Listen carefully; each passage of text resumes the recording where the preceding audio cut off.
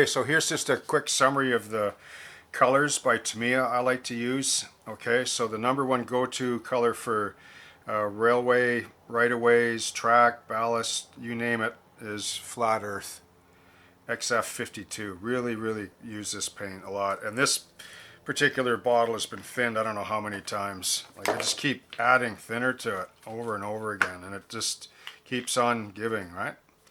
Okay, so Flat Earth, right? Thin down. And then here's my special color I really love that I custom mix from earth and purple and lots of white is Mauve.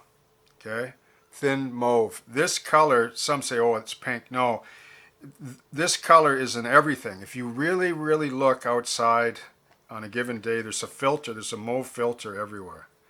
Okay, so then there's Buff. This is the number 2 I really like. Buff XF57, real nice as well. And then there's Wooden Deck Tan XF78. Dark Yellow XF60. Khaki XF49. And then we have XF79. And I really like this color for rust basis. For rust, I think I added a little bit of red to this, or no, maybe I didn't actually. But anyway, that's a really nice color to use as well. And all these colors, if you're using them for terrain, you just just keep thinning it down until it runs clean. Anyway, it goes a long ways, this paint. But you can see the colors there, right? See how they're all used in layers. They're really nice terrain colors. And then last but not least, if I overdo any earth or anything I don't like, right, I can come back later with just, this is flat green XF5 and XF3 flat yellow, and I can just highlight or restore back areas that I've overdone, right? Okay, thanks, and we'll see you on the final part of application. And I might add too that I paint all my terrain, whether like even the static grass and the short static grass and ballast and track, you know, whatever, I paint all of it.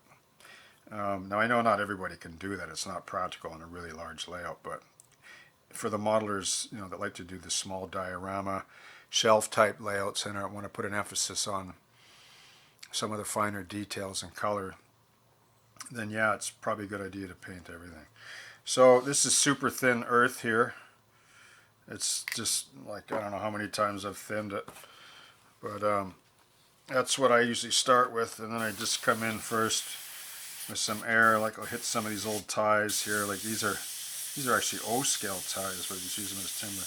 So when it's really thin, you can sort of build it up, right? You don't mess up because it's too thick, right? You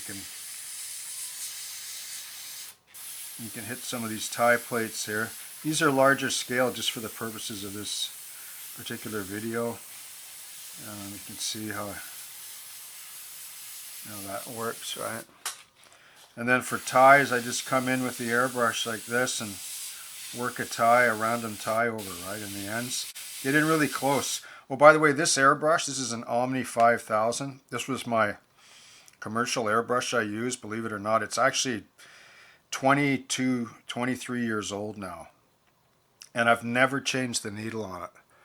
It's a really robust, thick needle, and you don't need fine little needles to do fine work. You just turn the pressure down and get in really close and thin the paint, right? So you can see there, so I just random, you can stay longer on a tie, right? And it'll come out more buffy, sort of, right?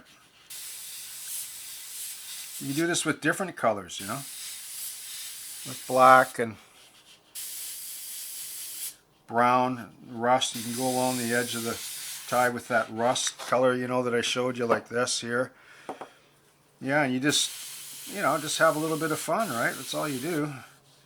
You know, if you overdo it, who cares? Just go over it again on another day, right? That's what I do.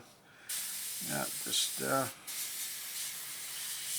and then I'll just show you how I do grass too. Like, I usually paint it. This isn't painted here, but I'll show you what happens when you start hitting the grass.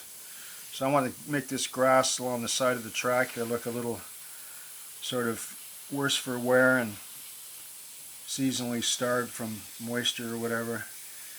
Airbrush is a beautiful way to paint grass and to blend light colors. You can come in later. I'll hit it heavier for the purposes of the video, but just knock that grass down.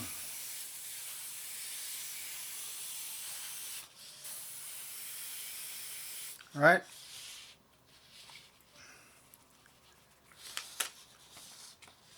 Try a bit of mauve. You can see there's the color of this. See? It's really thin. All right. Here's some mauve. I really love this color.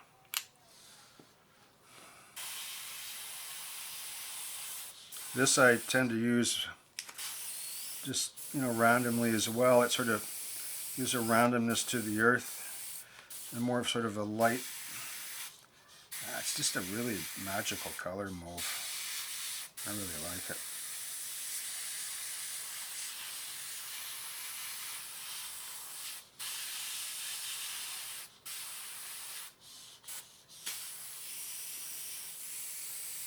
A lot of the railway right-of-ways you'll see, they take another look, man. The grass is mauve, like when it dries, especially up here in the west. Right?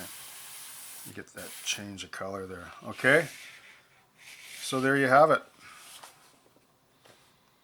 Load up that airbrush, overcome that fear, and have fun and transform your model railroad. Okay, thanks. Have a great day.